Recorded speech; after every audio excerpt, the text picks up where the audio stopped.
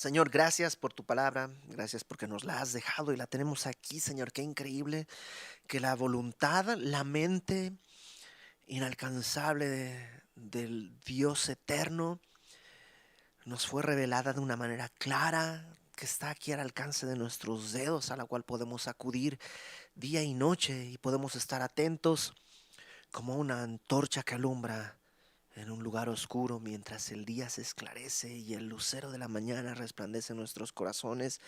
Señor, gracias por este privilegio. Ayúdanos a honrarte siendo obedientes a las cosas que tú nos revelas. En el nombre de Jesús te lo pedimos. Amén. Capítulo 14. Dice Marco, ¿y cómo podemos ofrendar los que no podemos ir? Mándanos un mensajito y no sé, pero nos podemos poner de acuerdo, Marco, para ponernos bien al tiro con eso.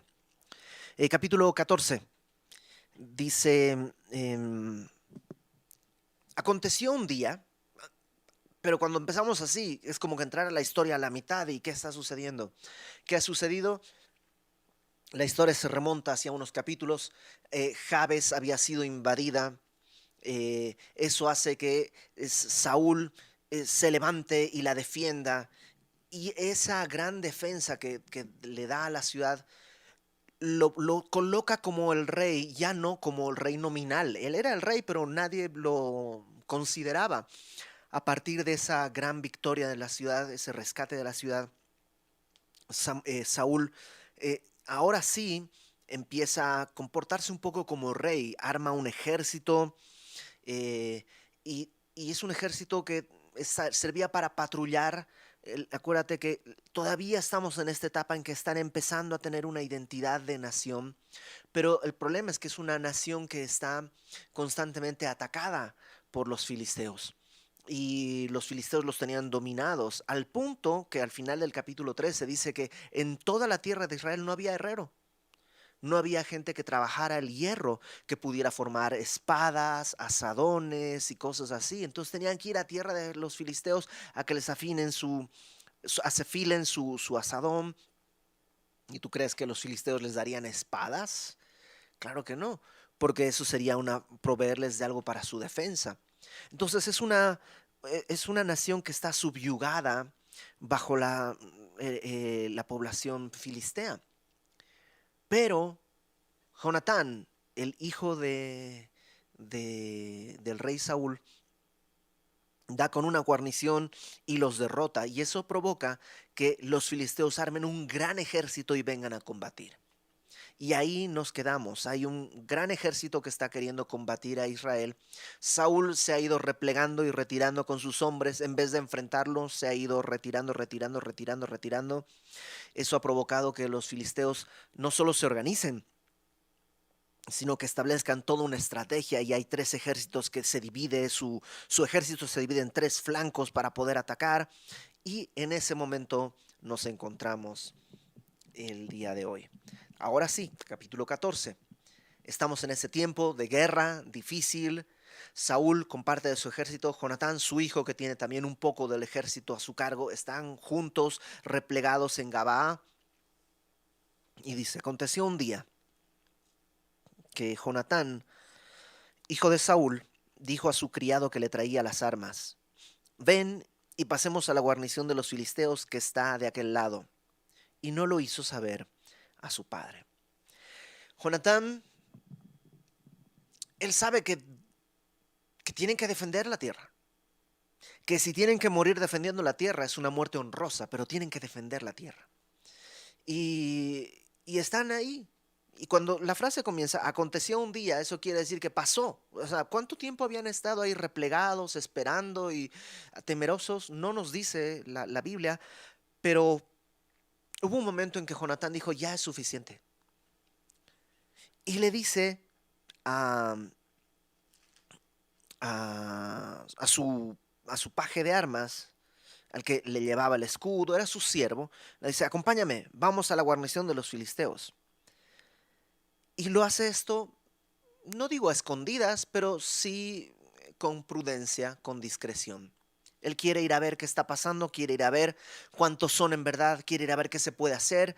y entonces se lanza hacia la guarnición de los filisteos. ¿Por qué no se lo hizo saber a su padre? Además, yo creo porque sabía que su padre estaba demasiado cómodo. Dice, Saúl se hallaba al extremo de Gabaa, debajo de un granado que hay en Migrón, y la gente que estaba con él era como 600 hombres. ¿Te lo imaginas? Hay un estado de guerra y el rey está comiéndose una granada. Todo, ¿se dice pancho aquí? ¿No? Es todo laxo, todo eh, despreocupado, desinteresado. Ahí está. Em, Verso 3. Tenía un ejército, tenía 600 hombres, ¿sí? No era mucho, tal vez no, pero tenía.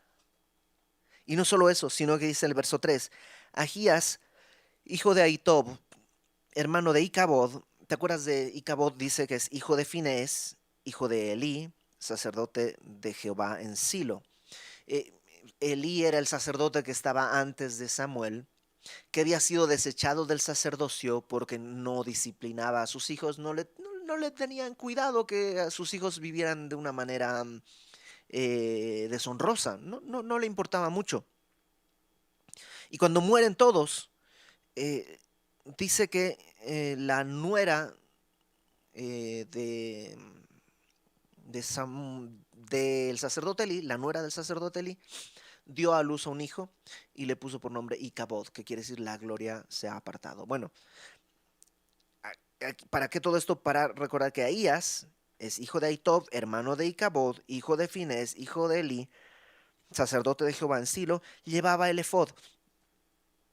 El efod era como una especie de bolsita, no sé, donde se guardaba dos piedras que eran el Urim y el Tumim. Piedras que desconocemos, no sabemos cómo eran. La verdad es que solo hay leyendas y cosas que uno se puede más o menos dar cuenta. Pero el Urim y el Tumim eran dos piedritas por medio de las cuales Dios hablaba a su pueblo. Se piensa que probablemente eran dos piedritas, una blanca y una negra, y que el sacerdote decía, Señor, iremos a la guerra, y sacaban una piedrita, si era blanca decía sí, si era negra decía no. Una cosa así es lo que se cree, no se sabe, pero sí era algo para consultar a Dios. Entonces, Saúl no solo tenía 600 hombres a su disposición, tenía un sacerdote que tenía el Urim y el Tumim para poder consultar a Dios. Tenía todo lo necesario.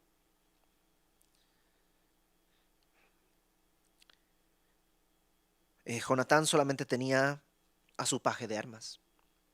Y dice, versículo 3, no sabía el pueblo que Jonatán se hubiese ido. Jonatán no está buscando llamar la atención, él simplemente sale. Verso 4, y entre los desfiladeros por donde Jonatán procuraba pasar a la guarnición de los filisteos, había un peñasco agudo de un lado y del otro lado. Y uno se llamaba Voces y el otro Sene. Uno de los peñascos estaba situado al norte, hacia Micmas, y el otro hacia el sur, hacia Gabaa.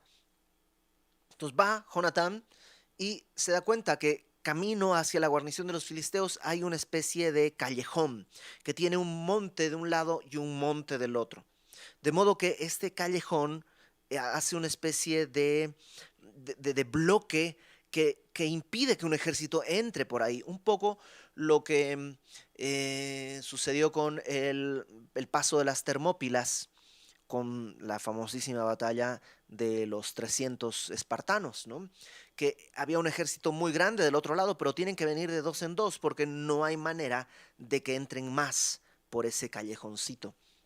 Un poco también lo que sucede con la ciudad de Petra, ahí en Jordania, que es una ciudad que está enclavada en la roca y que es fácil de defender, porque para llegar a ella hay que atravesar un callejoncito que está entre dos montes, de modo que a la defensa resulta muy fácil. Es más sencillo defender de a dos por dos, ya te cansas, viene otro, sigue peleando de a dos y así, aunque vengan 10,000, siempre tienen que entrar de a dos. Entonces Jonatán ve eso y viene algo a su mente. Dijo pues Jonatán a su paje de armas, ven, Pasemos a la guarnición de estos incircuncisos. Quizá haga algo Jehová por nosotros, pues no es difícil para Jehová salvar con muchos o con pocos. Ok,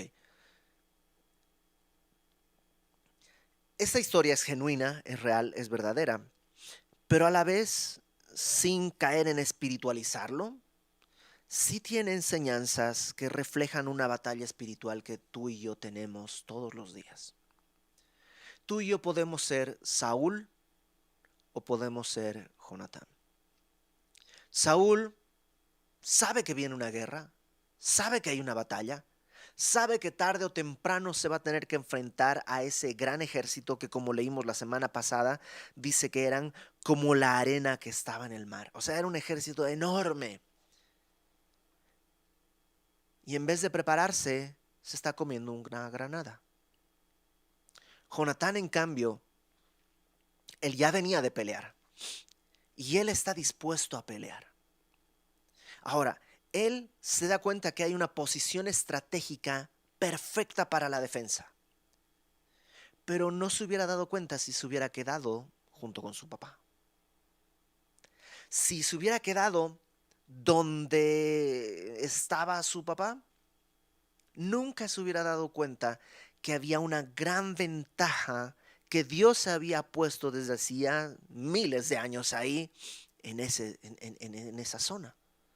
O sea, Dios ya había establecido cómo podían ser defendidos, pero él no se iba a dar cuenta si se quedaba en la comodidad. Tuvo que salir. Ahora, no salió solo. ¿Salió con quién? Con su paje de armas. La Biblia dice que son mejor dos que uno. Y creo que es un consejo sabio. Cuando tengas cosas que hacer, cuando Dios te está moviendo a hacer algo, no lo hagas como el llanero solitito.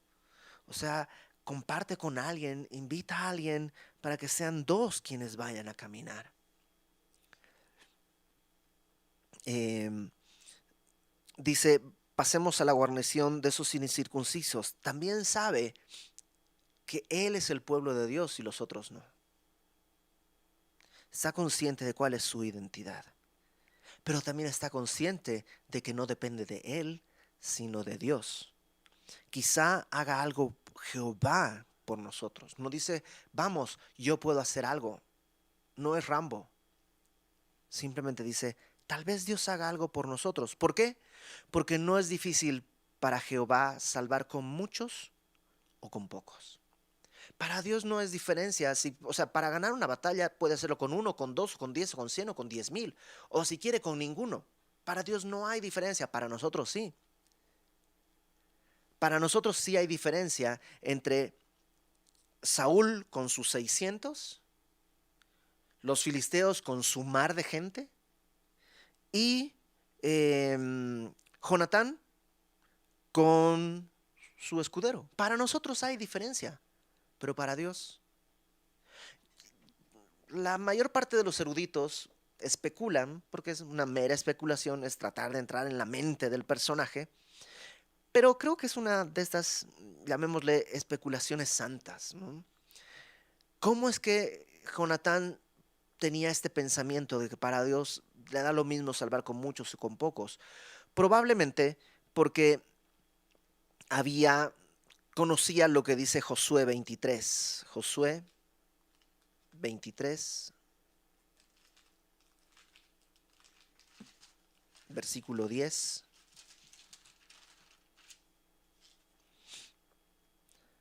Esta es una promesa que Dios estaba haciéndole a Josué acerca del pueblo en la tierra prometida. Y dice, un varón de vosotros perseguirá a 1000, porque Jehová vuestro Dios es quien pelea por vosotros, como él os dijo. O sea, tal vez estaba recordando eso. Uno perseguirá a 1000, aquí somos dos, pues por lo menos 10,000 sí nos vamos a echar. Tal vez está pensando eso y está creyendo la palabra de Dios.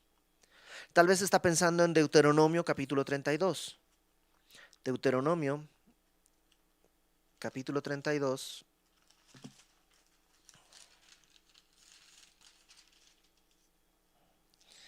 eh,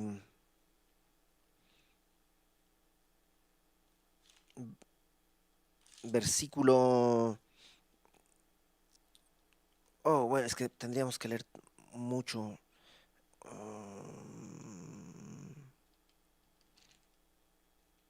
Ok, voy a leer desde el principio. Solamente... sí, es que es... Uy, ¿sabes qué? Te dejo la tarea. Lee Deuteronomio 32.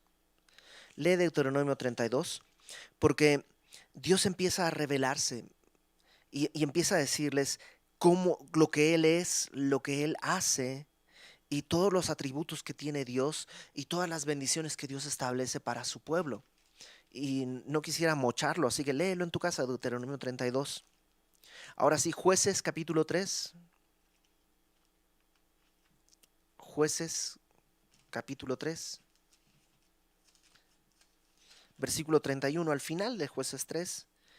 Este es un ejemplo. Dice, después de él fue Samgar, hijo de Anat, el cual mató a 600 hombres de los filisteos con una aguijada de bueyes.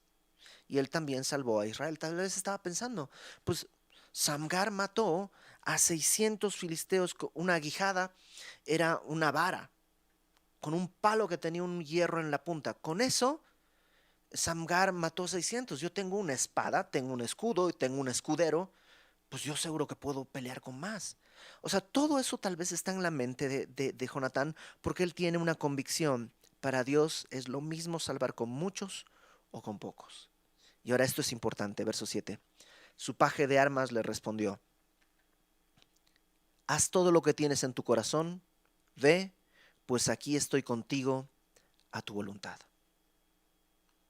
¿Sabes qué importante es rodearte de gente que pueda animarte a cumplir la voluntad de Dios? Que pueda impulsarte a cumplir la voluntad de Dios.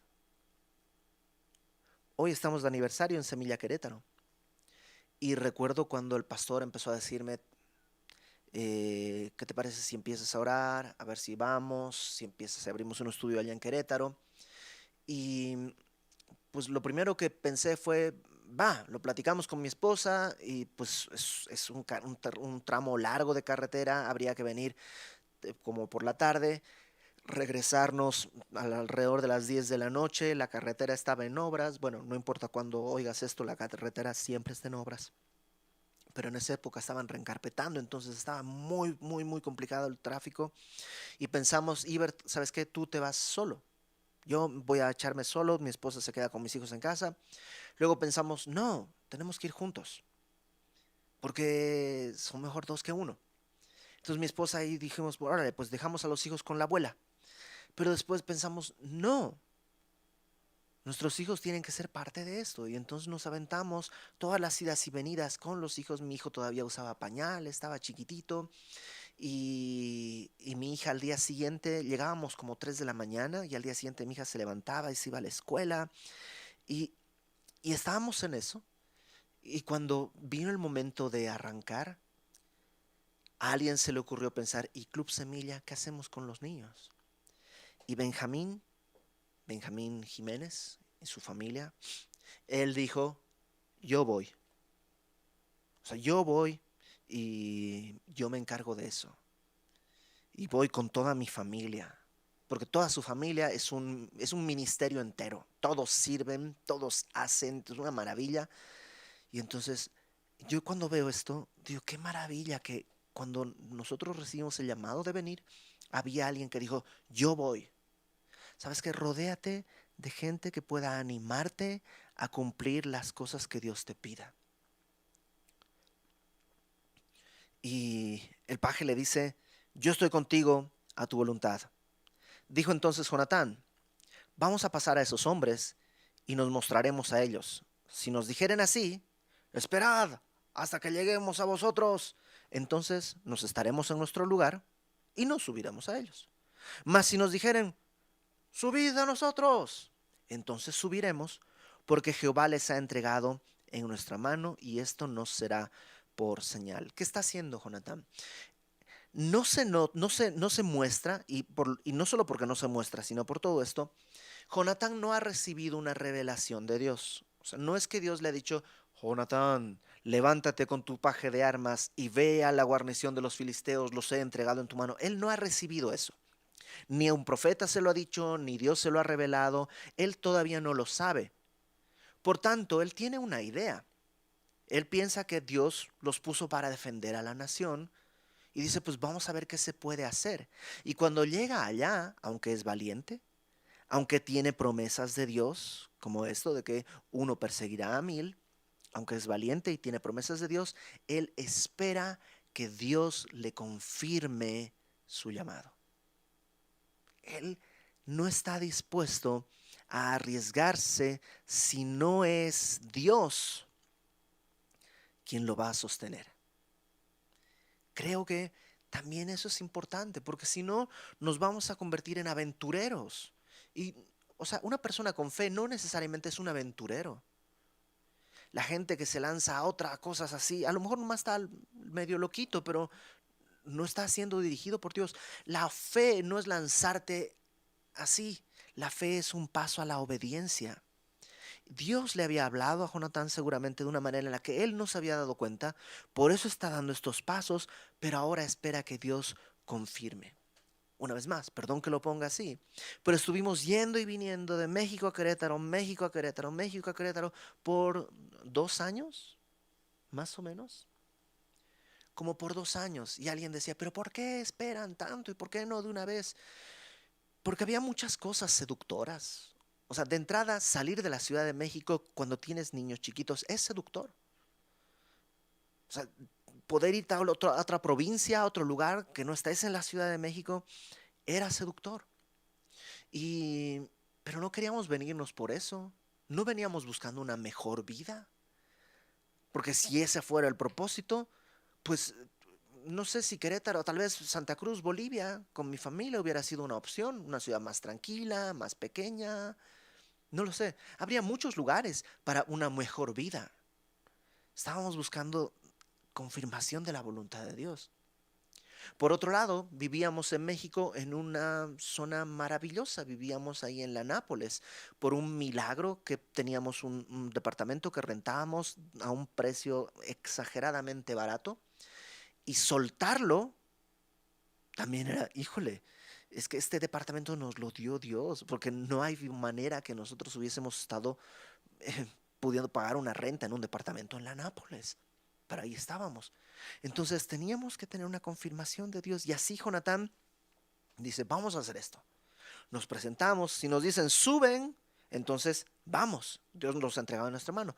Pero si nos dicen, espérense, ahí les caemos, quiere decir que Dios no nos está dirigiendo y no vamos a meternos en problemas. Versículo 11. Se mostraron pues ambos a la guarnición de los filisteos. Y los filisteos dijeron, he aquí los hebreos que salen de las cavernas donde se habían escondido. Vamos a ver la próxima semana que muchos, bueno, ya habíamos visto un poco la semana pasada, más bien, que eh, por temor la gente se escondía en cuevas, se escondía en pozos, porque los filisteos venían y tenían temor. Entonces cuando ven salir a dos, los filisteos se burlan diciendo, ah, miren, ya están saliendo las ratas de sus agujeros. Los desprecian. Y los hombres, verso 12 de la guarnición, respondieron a Jonatán y a su paje de armas y dijeron, subid a nosotros y os haremos saber una cosa. Entonces Jonatán dijo a su paje de armas, sube tras mí, porque Jehová los ha entregado en manos de Israel. ¿Sabes qué? Eso es fe. O sea, Jonatán no estaba seguro, pero dijo, si pasa esto, vamos a ir.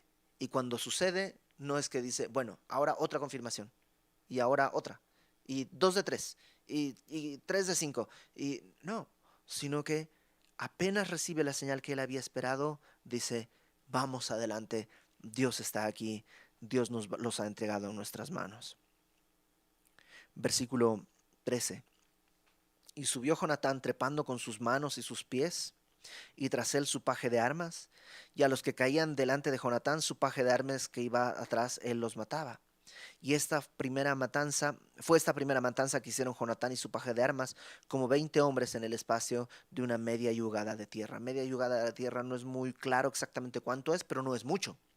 Entonces, o sea, empiezan a venir, no es un ejército entero, se topan con una guarnición nada más, empieza él a acercarse, si viene alguien, pelea, lo deja medio herido, va con el que sigue y el paje de armas atrás va acabando con la faena y, y no han avanzado mucho, porque te acuerdas que el ejército que tenían los filisteos era como la arena del mar y tenían carros y tenían jinetes.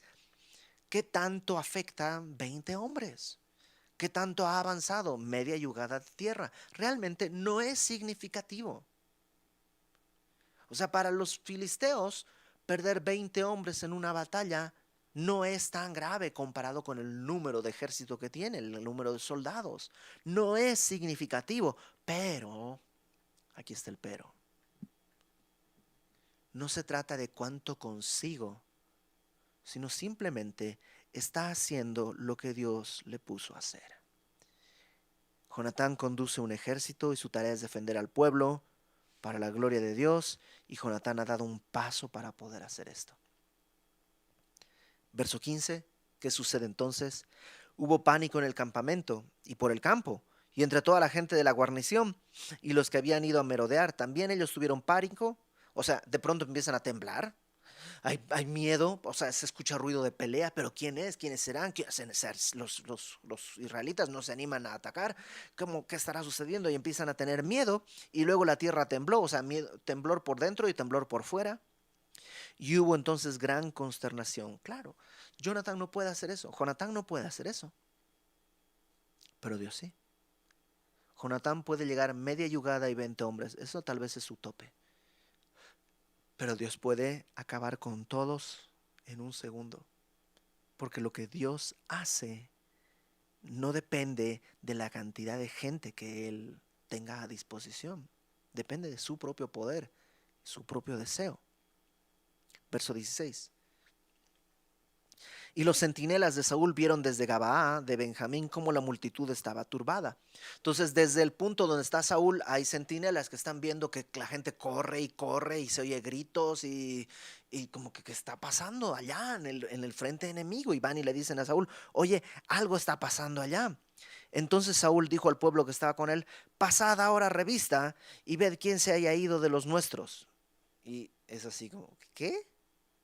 O sea, Saúl, ¿qué estás haciendo? Es que alguien seguramente fue a atacar y me va a llevar, me va a robar la gloria. Yo tengo que ser, ¿te acuerdas que en los capítulos anteriores, cuando Jonatán ganó una batalla con una guarnición, él hizo tocar trompeta para que piensen que él era el que triunfó? Él es el victorioso. Ahora, lo primero que le preocupa es ¿quién? ¿Quién fue?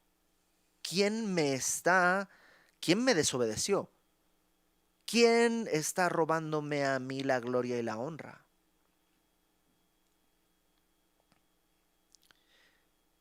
Y pasaron revista y aquí que faltaba Jonatán y su paje de armas. Y Saúl dijo a Ahías, al sacerdote, trae el arca de Dios. Y es así, ¿qué? O sea, ¿qué estás haciendo, Saúl? Está la batalla, hay 2 soldados contra un ejército, pero algo pasa porque los soldados enemigos están corriendo como locos.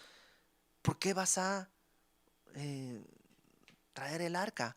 No, es que Dios es primero. Sí, pero es primero hace 3 horas. Ahorita es tiempo de la batalla. Hay un tiempo para orar y hay un tiempo para obedecer. Y lo que tenía que hacer Saúl en este momento era haber estado orando para que en este momento pudiera estar listo para la batalla. Cuando Jesús fue al monte de la transfiguración y regresa del monte de la transfiguración, se encuentra que sus discípulos están tratando de sacar al demonio a un muchacho y no pueden, y no pueden, y no pueden. Y entonces viene Jesús y le dice al demonio fuera y lo saca sin problema. Y entonces los discípulos le preguntan, ¿por qué nosotros no pudimos sacarlo? Si ya lo habían hecho, o sea, ya habían sacado demonios antes, Jesús ya les había dado autoridad, ¿por qué no pudimos hacerlo? Y Jesús les dice, este género no sale sino con oración y ayuno. Y la primera pregunta que viene a mi mente es, pues, ¿y cómo voy a saber si me voy a encontrar de ese género hoy en la tarde o mañana? Exacto, no sabes con qué te vas a encontrar. Por eso nuestra actitud, nuestra vida tiene que ser de oración y de ayuno. Había un tiempo en que Saúl debió haber estado buscando a Dios. En este momento no era el momento adecuado. Pero él otra vez, Saúl quiere cumplir con los requisitos burocráticos para que básicamente, como si dijera, para que Dios no me moleste, sí, le voy a dar su sacrificio, todo lo que él quiere para que yo pueda hacer lo mío. Traje el arca de Dios, verso 18, porque el arca de Dios estaba entonces con los hijos de Israel. Pero aconteció que mientras aún hablaba Saúl con el sacerdote, el alboroto que había en el campamento de los filisteos aumentaba e iba creciendo en gran manera. Entonces ahí está diciendo, mira, trae el arca, vamos a ofrecer el sacrificio, yo ya lo hice antes, me salió bien bonito, y está en eso cuando el ruido allá en el campamento de enemigos cada vez más grande, y más grande, y más grande, y más grande, y más grande, y como que hasta que él mismo dice, versículo 19 al final. Entonces dijo Saúl al sacerdote, detén tu mano. Y juntando Saúl a todo el pueblo que con él estaba, llegaron hasta el lugar de la batalla. Pues sí, ya 40 horas y 25 minutos después, ya pasó todo. Y aquí que la espada de cada uno estaba vuelta contra su compañero y había gran confusión. O sea, Dios hizo que de pronto los filisteos entre sí se empezaron a ver, tú no eres un israelita disfrazado, seguramente sí, toma. Y tú, yo creo, ¿por qué me estás atacando? Seguramente eres enemigo. Y se empiezan a pelear unos contra otros. Aquel me atacó, vamos todos contra él. Ellos están atacándonos y ya se empiezan a matar entre ellos. Eso no lo puede hacer Jonatán.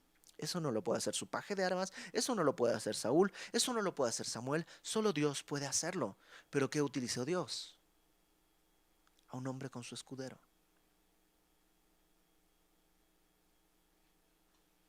Nada más. Verso 21. Fíjate los efectos que hay. Los hebreos que habían estado con los filisteos de tiempo atrás y que habían venido con ellos de los alrededores al campamento, se pusieron también del lado de los israelitas que estaban con Saúl y con Jonatán. O sea, había judíos que se habían cambiado de bando y estaban en el ejército enemigo. Y viendo todo lo que está pasando, ellos, pues ¿sabes qué? Se quitan su casco filisteo, se ponen su casco judío, tiran su espada filistea, agarran su mazo judío y ahora sí a pelear por su pueblo. Los, los traidores dan un paso y regresan. Verso 22. Asimismo, los israelitas que se habían escondido en el monte de Efraín, oyendo que los filisteos huían, también ellos los persiguieron en aquella batalla. Este otro grupo de gente son personas que habían tenido mucho temor. Probablemente habían estado en el ejército con Saúl y de pronto por el miedo decidieron eh, irse y se escondieron y se escaparon. Y pues ahí se fueron, pero al ver lo que está sucediendo, se animan y regresan a la batalla. Así salvó Jehová a Israel aquel día y llegó la batalla hasta Bet Abem. Y la cosa no acaba ahí. Saúl va a seguir yendo en un camino descendiente. Pero eso lo veremos la próxima semana.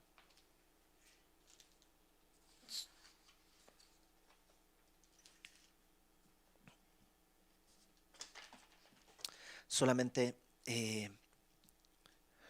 déjame redondear esta historia con número 1.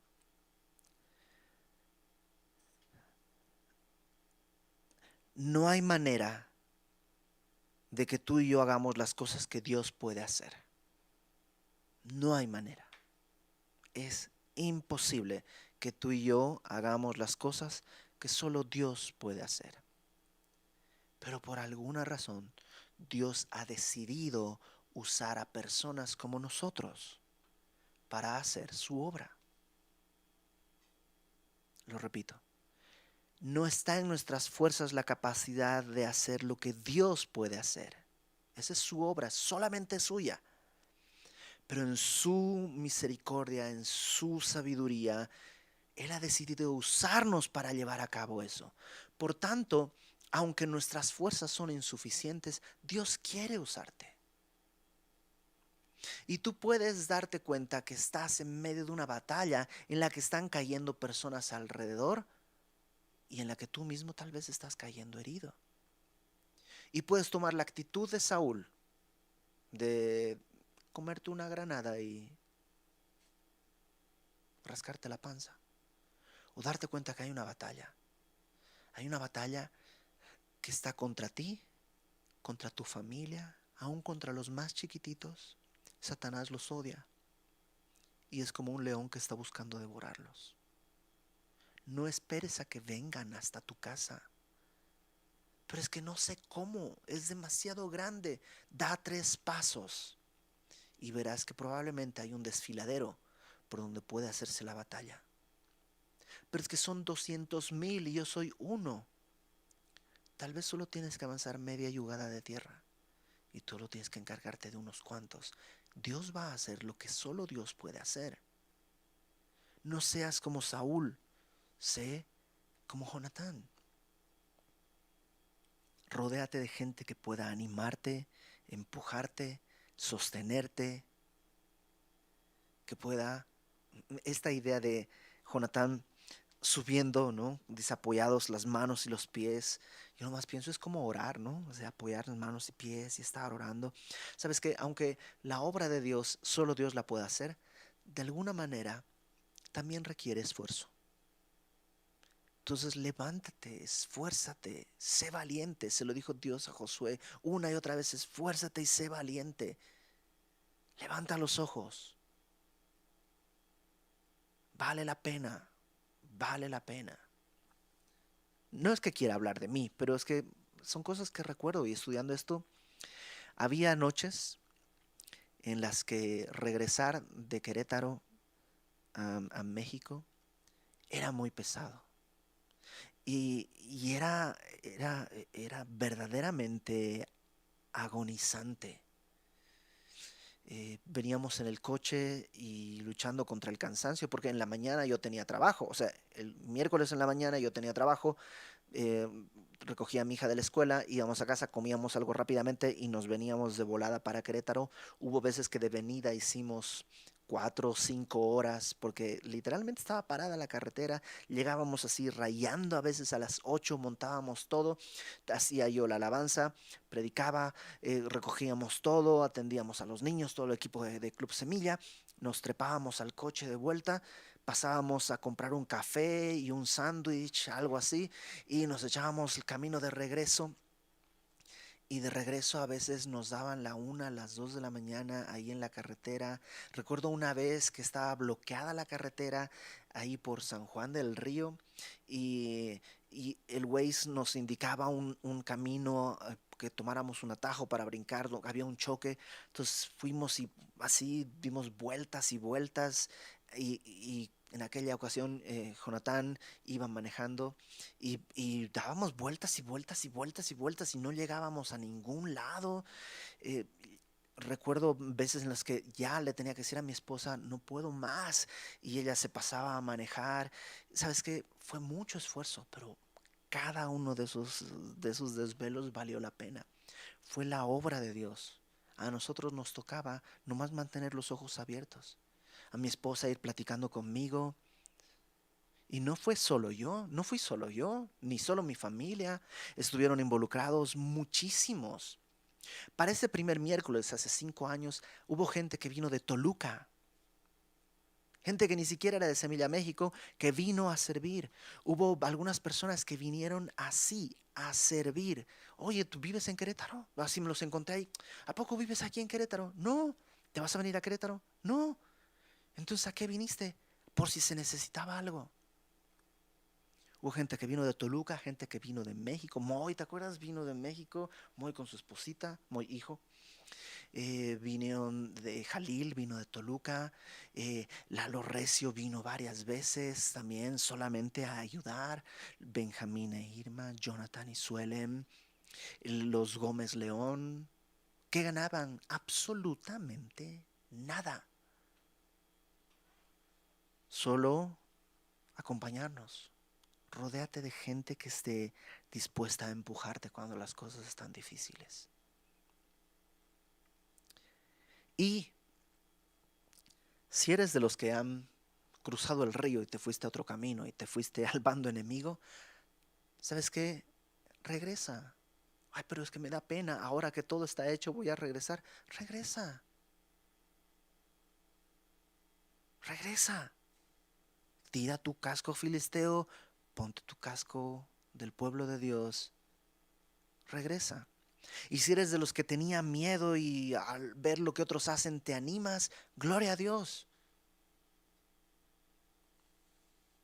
Entonces tienes a los aventados como Jonatán que se lanzan, a los que estaban viviendo en el territorio enemigo pero que ahora regresan, gloria a Dios que regresen, a los que estaban con miedo pero ahora cobran valor, gloria a Dios que ahora cobran valor.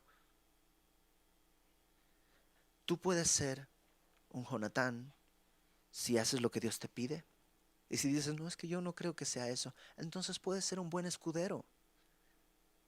Puedes sostenerle la espada y el escudo a alguien que está ahí en la batalla. Y la mejor forma de hacer eso es, en primer lugar, orando. Ora por aquellos que están peleando. Sé ese escudero. Sé el que elimina al que el que está enfrente no pudo. Sé ese. Orando, sirviendo, eh, dando palabras de ánimo. Sé ese. Vamos a orar. Señor, gracias porque nos permites el día de hoy,